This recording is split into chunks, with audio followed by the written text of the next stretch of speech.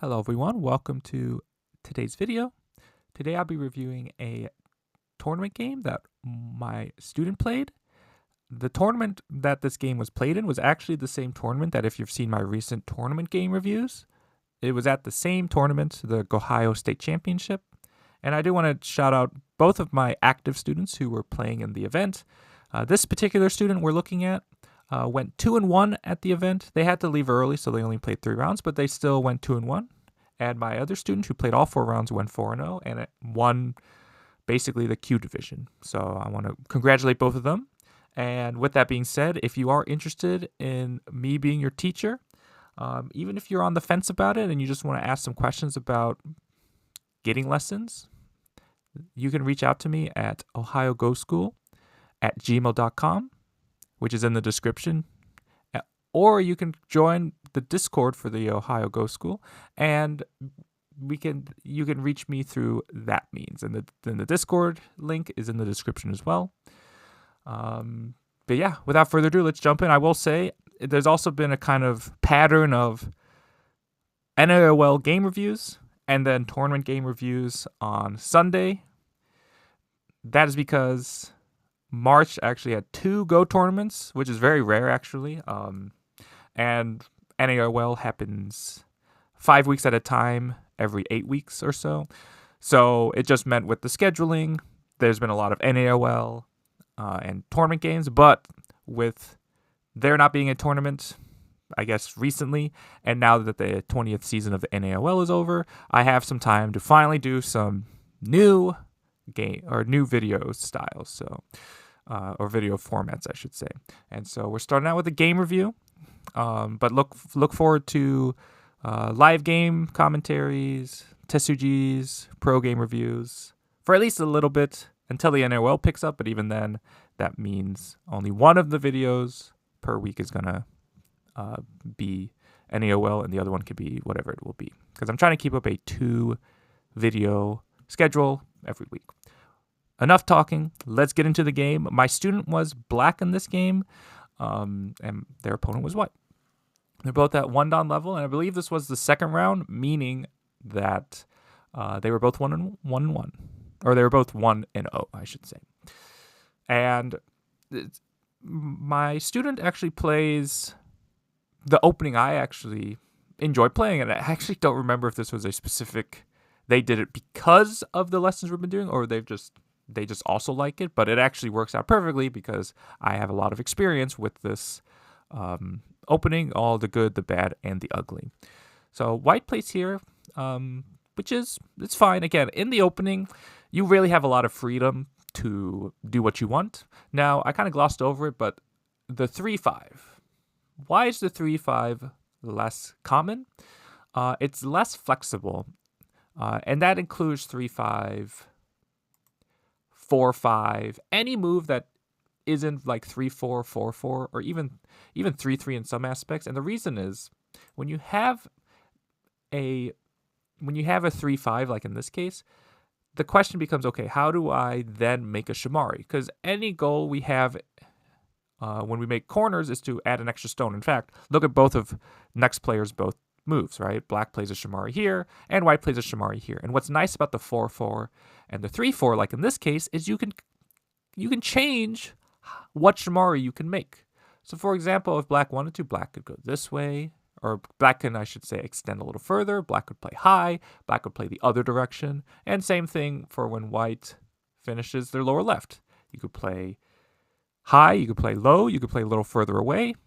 There's a lot of options in that case. Even in some scenarios, you might want to play this direction. Seldom seen, but in some cases, playing a Shimari in this direction can also be possible.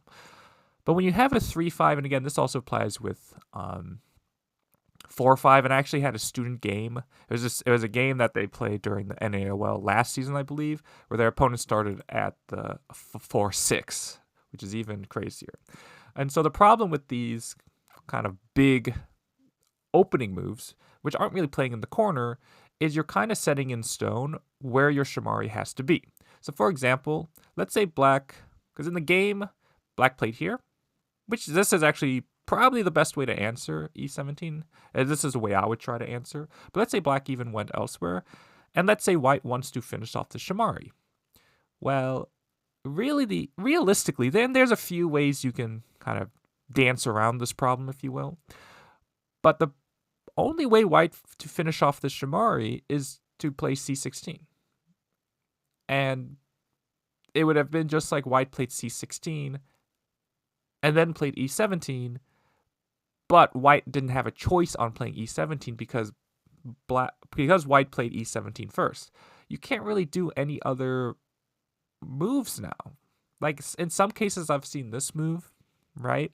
But even still, you're limited in what you can make your Shamari. You can't make it change directions. You can't change it from being high or low. It's just a lot less flexible. So whenever your opponent plays, let's say again, I don't want to say like non-standard, because you do see 5-3s and 4-3s, where you see 4-3s, 5-3s, and 5-4s, I should say, and then even sometimes 6-4s.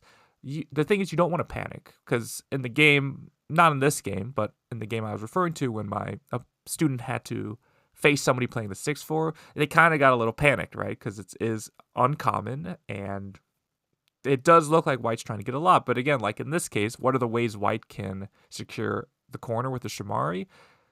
c16, which would have just been if white did c16 and then did f16, but didn't have a choice. White has to play f16 now. White couldn't play e17 or f17 or what have you. So that's why if your opponent does play one of these less common corner moves, you just want to take a deep breath and not panic. Because especially when they play this, it generally means they also more studied on it, or they're more comfortable with it. And so you want to avoid an uncomfortable position, especially early on. Now, black plays a very calm move, and this is the move I prefer when dealing with the e17 stone.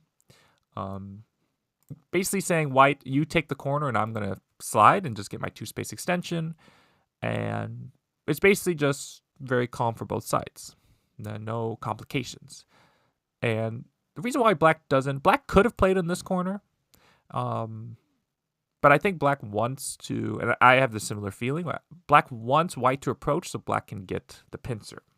And this is what disregarding what's happening on the left side, this is what the right side is looking for when you're a black here, is you want to get this pincer to attack this, play moves along the side, and build the right side while white's handling this one stone here. And white leans here. And then we get this response. And again, either move you do, there's trade-offs. While this move will be asking for a few more points, as well as putting more pressure on the white group, because there's a weakness here of these cuts that white can use. White actually has a little more flexibility. Even though you are putting more pressure on immediately, it means moves around like R3 start to make this push and cut work a little better. So black backs off, again putting less pressure on the white group, but now white can still play this move technically, but it doesn't work as well because there's not a double cut here like there is in this kind of position. So again, with choices like these, it really comes down to what variations do you like.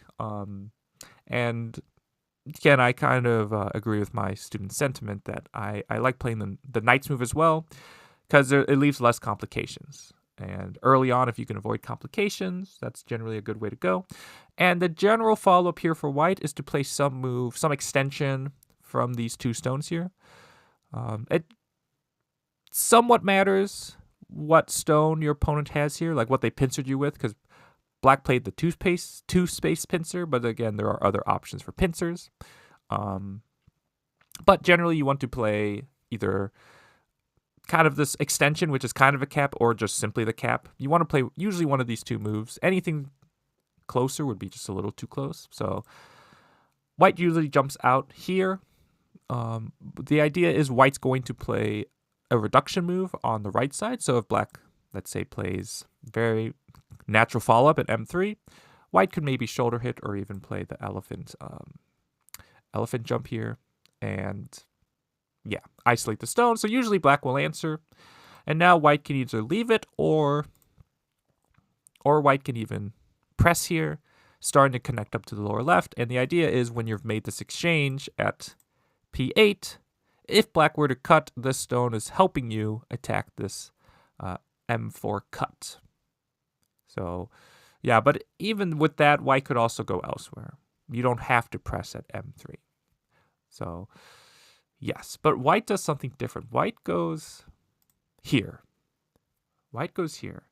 And one of the main reasons why I want to review this game is one, because me and my student have actually already reviewed their 2 other games in private lessons, but also because white does a lot of craziness on the right side, and my student had a lot of questions on how to handle this kind of play on what happens on the right side. So at least here, they do start out with the correct move. Just keep white separated. And the problem is here for white. When white plays Q10, this actually makes white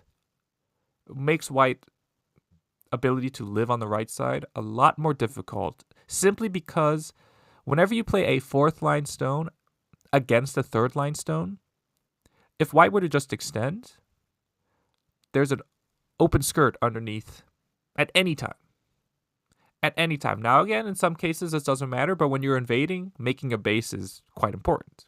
So I think if white wants to do anything, white should play the low stone. So when black jumps, now when white extends, white's base is more secure. Again, there is still some aji, but compared to the high invasion, this is just a clear cut. This black can't be separated, white's getting undercut. It's not going to be good for white. Now, we see white had a different plan with these stones anyways, so in that case, it's okay, but yeah. White doesn't even do that, though. White just plays here, this is a nice move, and it is pretty necessary. Even if you do extend, black could play S10 or even take the shape point here. Yeah, now black has 2 groups to attack. So I agree with white doing this, but then again, it comes back to if you were going to fix there, you should just fix your group now. But black pincers, which again this move is reasonable, but you are leaving just the corner open. So even just playing a more move that plays towards the corner, again, when white can't make a secure base because white is high, you can still prioritize the corner with this kind of move. And this is still attacking the white stones.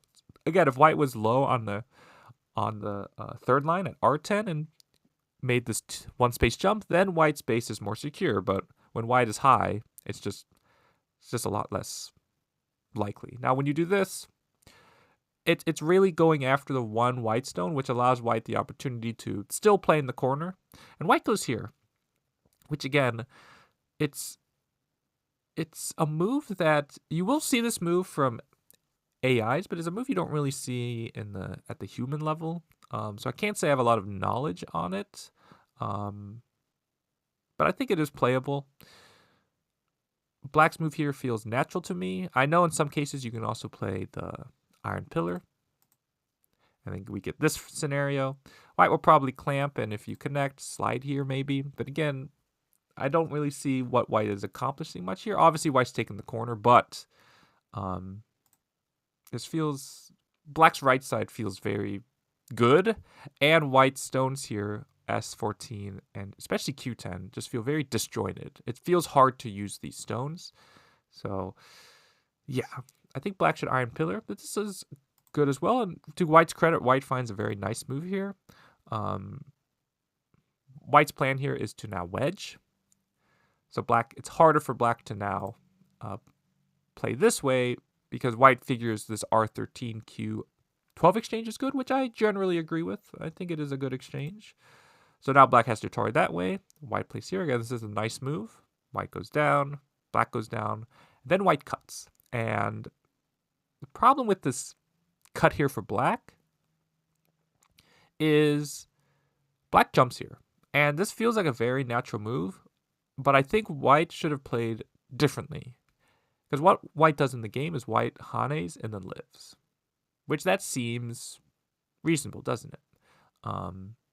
But the problem is, first off, I don't think that even lives, because if black can play here and then throw in. Yeah, maybe it's... Yeah, I guess for now it is alive.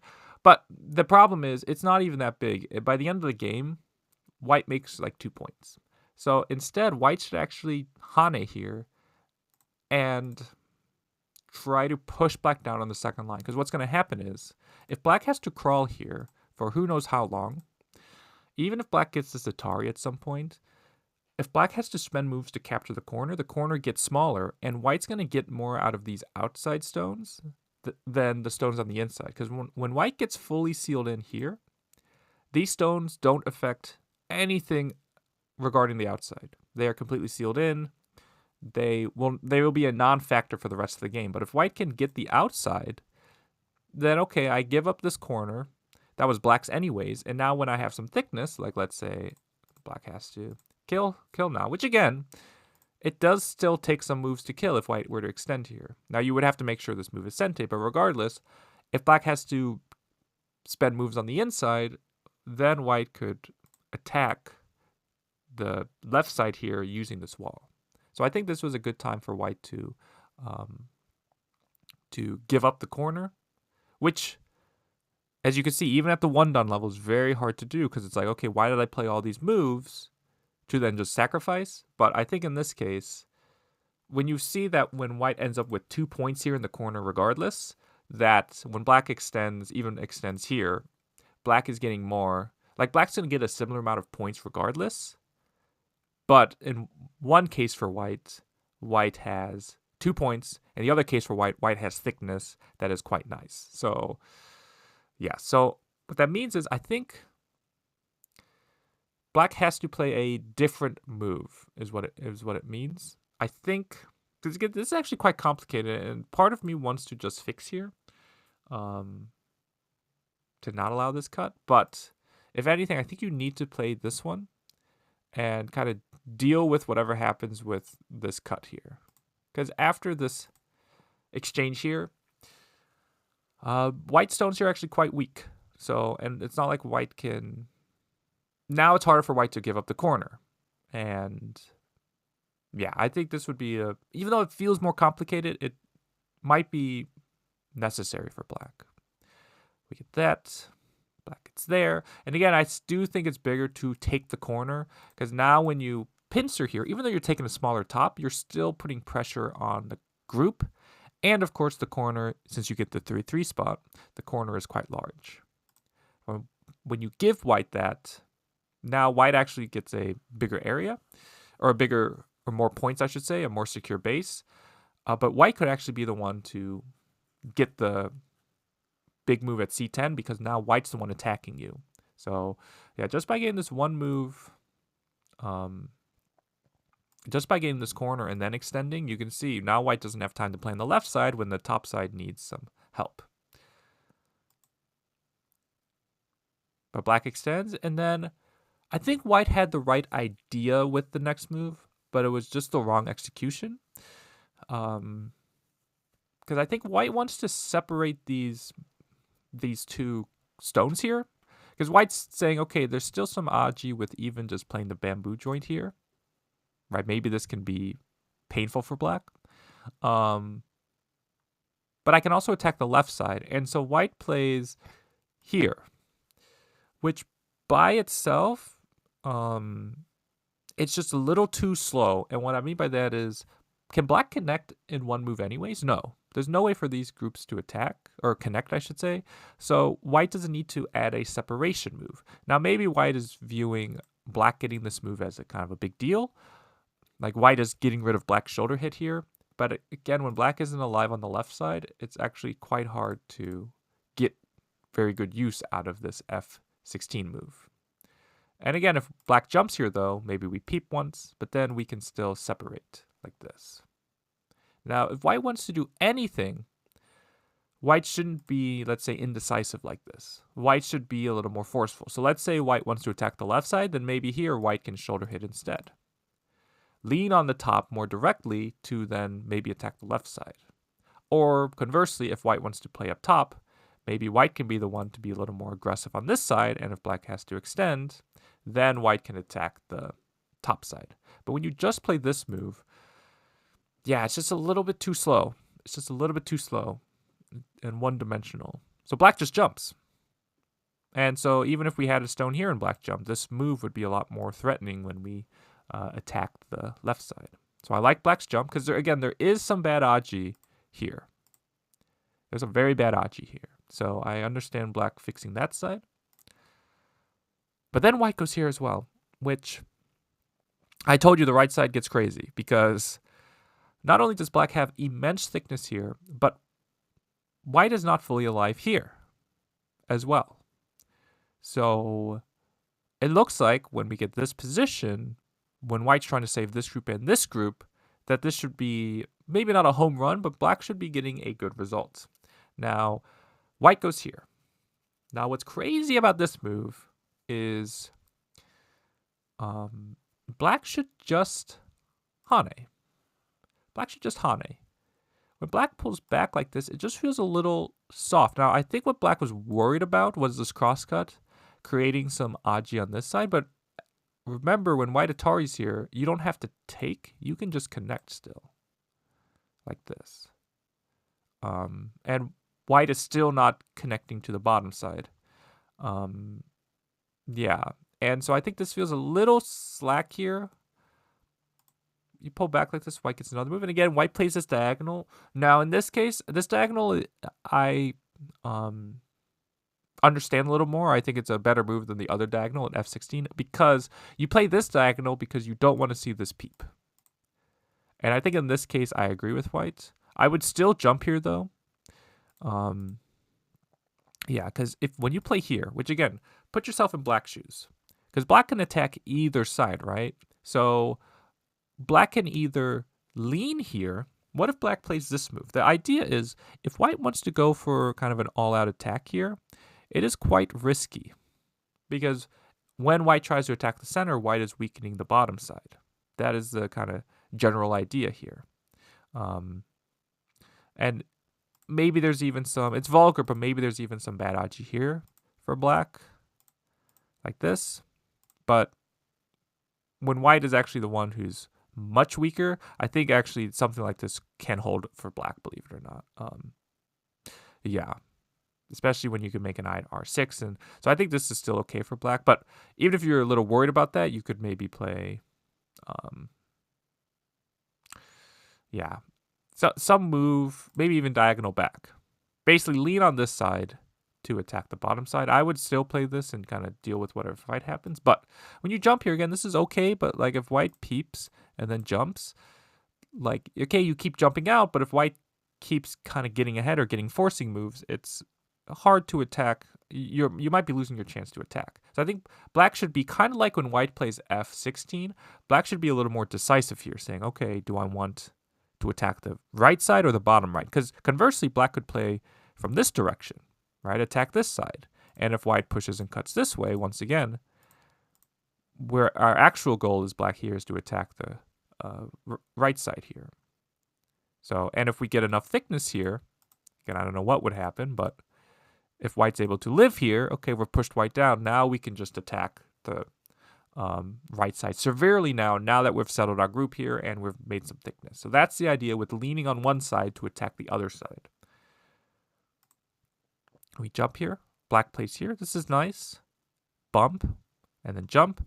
And again here, like before I was just saying like black should be kind of decisive. But now that you can see black's actually kind of going after, now that white's out on the right side, black's going after this right side, or the lower right I should say. Black should not kind of go for the throat yet. Black should still just keep a calm attack going. So what I mean by that is black, I think, should just cap here. It's kind of a funny looking cap, but it is limiting white's connection to the left side. And again, the general idea is if white still has to run with this group, we can attack both sides still. So yeah, and even if we choose to, we can even just, right, if white turns there, we can bump here. That's probably Sente, and then extend here. You know, we can see we're just gaining a ton of points on the bottom now, while white makes no progress in making points. So yeah, and even here, there's ways to lean on this side to attack this side to attack the bottom. So it is quite complicated, but basically black needs to keep the attack going. The problem with what black does, when black pushes and cuts here, the problem is you have actually given white a lot of options. And what that means is whenever you're trying to attack, you don't want to give your opponent forcing moves. So now black has given white this cut here at L2, but not only that, but this Hane here at O2, and this Goblin's Nose, which white takes here as well. And so what it comes down to is you have given your opponent forcing moves that they can use against you. And that's why when your opponent is invading your areas or invading your moyos, you do not want to give them forcing moves. This is kind of the reason why. White doesn't need the L4 stone to live specifically. White doesn't need the M6 stone to live specifically. But black needs all of black stones to live. So when one side has kind of all their chips on the table, whereas one side doesn't, who has more to gain or lose here, right? So yeah, so white plays the Goblin's Nose, which I think is a nice idea. White goes there. I think peep into peep would be better, and then maybe extend here. And yeah, this is just very tricky for black. Yeah, this is tricky for black because, again, you got to worry about the bottom side with the Hane and cut, which means while this doesn't work immediately, it means white can forcing moves here. What I mean by that is if black plays here, well, black has to do something else. Let's say black goes here. Even if you can play kind of like this, and this cut isn't necessarily a sente, because you can still connect. When white can take away a liberty here, in sente, you can see white can make some eyes there. So yeah, white would play differently though. Like I think whether white extends here or even jumps here, like there's a lot of problems for black. This is not easy. So yeah, I think white should jump here, now that I look at it. White goes here though, gives black this Hane. Now white peeps, but now it's kind of a move behind, cut, and white extends. And again, black has a lot of problems here. Black connects. This is the move black needs to play. The reason why white doesn't cut there is white didn't want to just get sealed in still, like this. Yeah. And I agree with white. So white kind of needs to go here. But then white can extend here. Push. Push there, yes. Black jumps, which, yeah, if black, again, this is complicated, but if black had gone here, white can cut, but since white cannot ladder, it's still okay for black. Now, again, this still complicates things because, again, if this move is sente, we have to connect, right? Maybe white can still run out.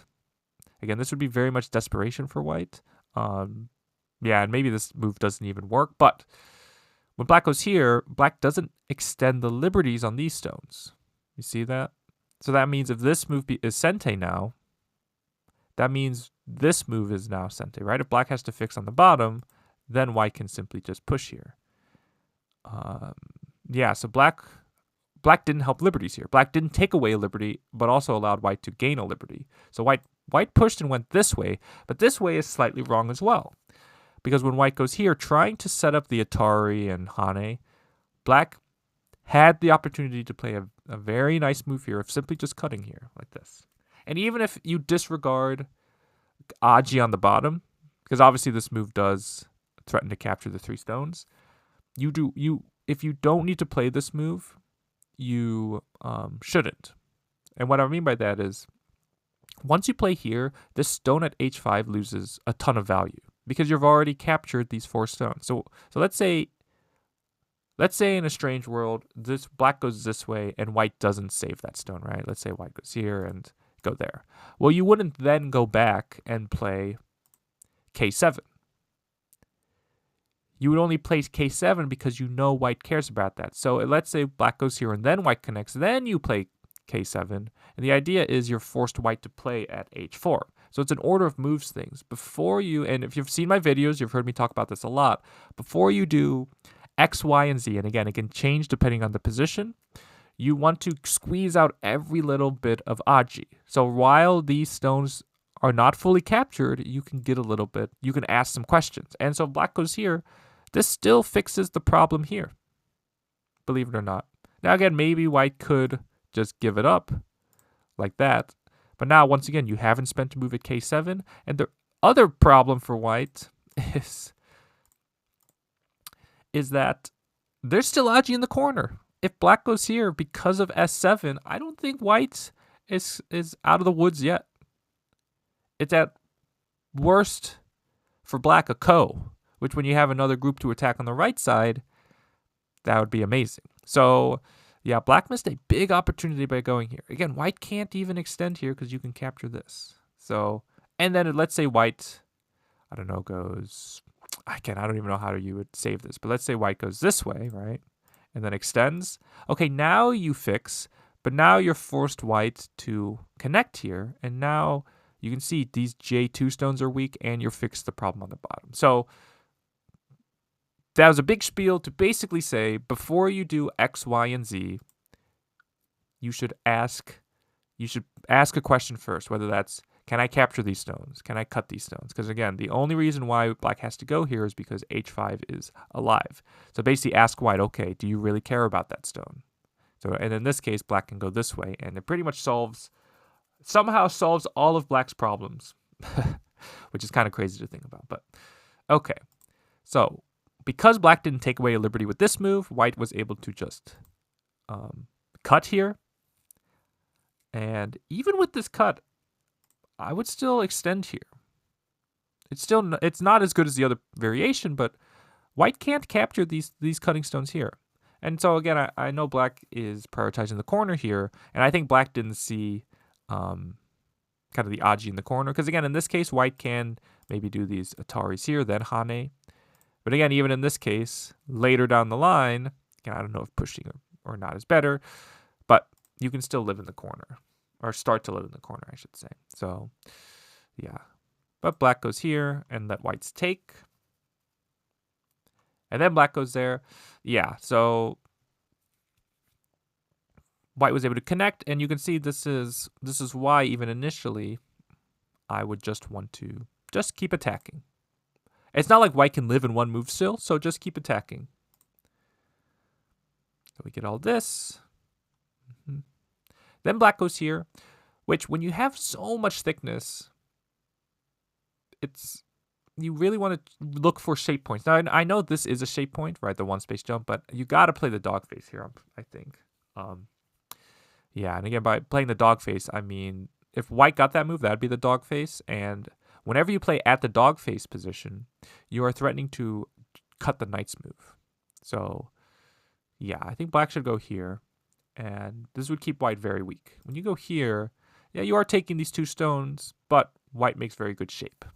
Now maybe black's saying, I have a good enough lead, but you never know what could happen. So black goes there, white jumps across. Again, white's got to be a little careful because these moves can lose points, but it's probably an okay exchange. White dives. Now another very important point here, black goes here. Now the problem with going here is, yes, you're going to live, but if this move is Sente, then your life is going to be quite small. And white actually gains quite a few points at S2. So in general, if you can get the 2-2 spot, it is a very important spot to get on the board. So for example, black should attach here. Now why should black attach here? You might be thinking, okay, well, white can just separate. And if we just let white capture, like, what did we gain here, right? But the reason why the 2-2 spot is very important to get is that there's a special, let's say, property with that stone. Is that you can, so let's say white does Atari this way, you can descend down first. And notice, if white has to capture by going at R1, you have now gotten rid of white's eyes. And now white would actually just be dead. Right, white goes here, you can go there. So that's a big problem for white. So that actually means white has to go this way, but it still would mean, okay, go down, white has to go here, Atari, play here. And you can see this S7 stone is, let's say, pulling a lot of weight here because white has to live on the bottom. But now when we can separate this R5 stone, you can see we actually gain quite a few points here. And because white had to spend an extra move to live in the corner, it's not as good as, let's say, living with just the Ponuki shape that white could have gotten like here. Because again, when we have to connect, white's already alive. So white can go elsewhere and, yeah, took your corner, let's say, for free. But in this case, when you descend, let's say white plays the correct descension, now you're even able to gain something here. Yeah. And you, depending on the board, you might even still just be connected. So, yeah. Although I think you might need to answer. But regardless, even if you have to answer, like, this is not small either. So, yeah, I think R2 is a little... If you have to play R2, then sure, but I think black should really try to get S2, because, again, when white plays here, and you have to play inside, it's not like you're making many points here anyways. So white peeps, then jumps, then black extends. So, and the key here as well is black did gain points here up top, but notice how black just captured 8 points here and just 8 points, right? This is kind of small, and black got their bottom right reduced. So I think black definitely could have played better, especially when black could have attacked both sides, and it came down to one going after or trying to go for the big home run when you could still attack the bottom right as a whole, and then also not hitting the correct shape points here. Because remember, when you're thick in the center or on the right side here, hitting here means how can white easily live? It's, as it turns out, not easy. So, yeah. But black, again, the key here is, though, it's not like white gained a lot of points here, and white has gained any points here. So black extends. White shoulder hits. Crawl. And then white goes here. And this is where, like, so far my student is playing okay. Like, I'm very impressed with their play. But this is where things kind of go awry. Because they go here. Now, what is the problem with this move? The problem with this move is, first off, you lose points because you could just Atari this way. And you've reduced white, and the stone at G5 still has a chance to live. When you go here, now you have to get use out of H4 because otherwise you just gave white points. So notice my student went H4 into peep. So this is the wrong order of moves. So for example, you should peep here first. Because first off, you're playing on the inside of your opponent's territory. It's hard to say that it's you're going to lose points. So for example, like let's say white blocks here. Okay, maybe now I can Atari here, and then maybe this is a good exchange I've made, right? I wouldn't still just push here because you can see that would, or Atari here, I mean, because you can see that's not going to be a very good exchange for me. So basically, this move I want to play, but this move might have more Aji. But depending on how my opponent plays in the lower left, I should ask here first. Now again, I think here, all black needs to do is just play D7. D7 is such a nice move because remember how I was talking about where when you take your opponent's key shape, it creates Aji in their shape. So when you take this spot here, this once again takes the dog's face away from my opponent. So if, let's say white does something else, you can then jump across here. And simply by jumping across, if white, let's say, captures a stone, you're going to give up that stone, and in the process, you're going to be able to somehow jump into your opponent's space there. And it started because we took away the shape point there. And also, this move just simply isolates the two stones on the left side as well. So, yeah. When you cut here and play here, now you're playing on the inside. You kind of got to make something work because when even white goes down, I think black should just push and cut here. I guess white didn't give that the opportunity, did they? Yeah. But yeah, nose push here, Atari, connect. Like, now you're stuck inside. You have to get a good result, which is, in this kind of case, easier said than done. Now here, it feels weird, but you actually just want to play this one, I believe. Because after this exchange here, your ice space actually is quite a lot better, and white's cut here is a lot more potent. When you attach here and then do this capture here, yeah, white's shape here is a lot better. But this is what I mean. Like, now you're inside, you have to get a good result. Whereas again, if you simply just start with this move, you're isolating the two stones. You haven't lost points by playing H4. Yeah, so black plays in the inside. Mm-hmm. And now it's just pretty much not alive. Now, even here, I believe, yeah, white can just play this and then go here, and black's still dead. So, yeah, when white allowed black to go here, connect here, it did give black some achi here. Now, again, I'm interested in black. Why black doesn't wedge, though? Like, if you're going to do all of this, if you wedge and white has to connect, white's shape on the outside is much worse. Much worse. So, yeah, it was interesting to clamp, allowing white to connect and allowing white to jump here. So even this kind of technique here was incorrect by black. Yeah, because this jump's a nice move. You actually can't Atari here or cut here because this becomes an Atari, and then white has a lot of problems. So this was nice by white. But yeah, even though you get this Atari and connect, yeah, white can still run out. So again, I think actually here, yeah, maybe it's probably better to just take the shape point instead, even though white can cut. Yeah, you can see white, since we have a semi-eye, any move that limits the liberties is the move you want to go for. Yeah, this is it's not easy for white, at least.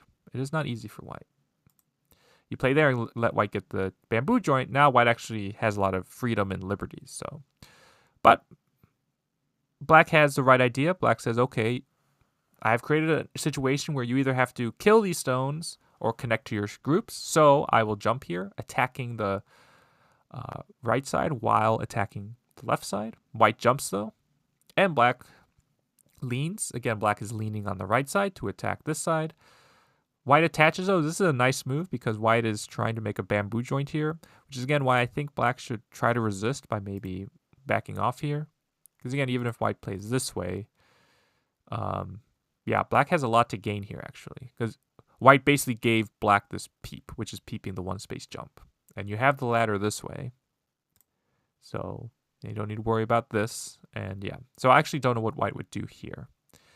So, yeah, I think black needs to realize, okay, what is white trying to do with this move? Oh, make the bamboo joint? Okay, let me not let white do that. Yes, and because this isn't my game, I do not know the kind of, let's say, the time pressure that my student's on. So again, this feels like a very natural move to play. Maybe if my student had more time, they could see this move. Because again, you are basically allowing your opponent to split you, but in the process, if they are going to split you, they're going to hurt themselves. So play there. So I guess bottom line is, okay, my opponent wants to cut here. Okay, then let me take away their move.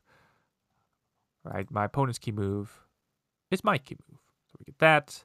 Because realistically, when you just capture this, and white even gets this move, it's not like black has gained much here, right? You've captured a stone. You haven't even captured a stone. So, and you notice when white gets K11, white is now pretty secure now on the left, on the right side.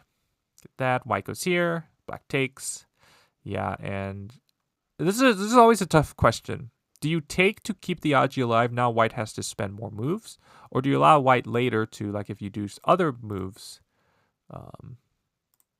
to connect here, and now you have less liberties, right? So, yeah, I think at least when you can still attack the right side, black should still be asking questions about the right side, I think. Because again, it is hard for white to at any moment ignore and go here. So I think black should look for more sente first, because when white peeps here, white's now making some eyes. And so it's kind of like, okay, you spent a move here, but if it wasn't sente, how big is it really? So covers, goes here.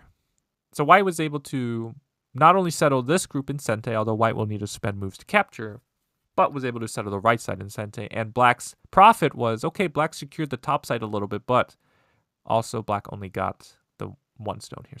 So black look for, especially when white goes for the cut here, look for ways to refute what white is trying to accomplish. So white goes there, then black pushes, and then we get this move.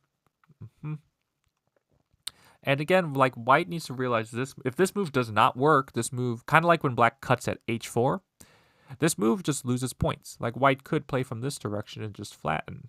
But instead, when you play here, you got to make sure it works. But white just ignores. White kind of says, okay, that doesn't work. Black stands up. Black does finally cover there. That is big. Play there. Yes, go there. Once again, like, black is not looking to play sente moves. This move is absolute sente, and then when you take, now white can't make an eye there. It's a lot harder for white to live now. So, but white gets that spot, and white, yeah, that's an eye now. So black missed a chance there, Atari. And white had to kind of do something else. But black was able to come back and fix. Hane, play there.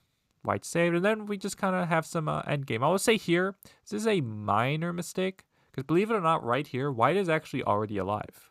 There is no way for black to kill white, because you need to go here if you're going to try to kill white, but white can just throw in and capture still. So it's still just better if you just take here, because this move does threaten to kill. And even though white gets, let's say, an extra point, that's okay. We gained a little bit by playing there. So, yeah.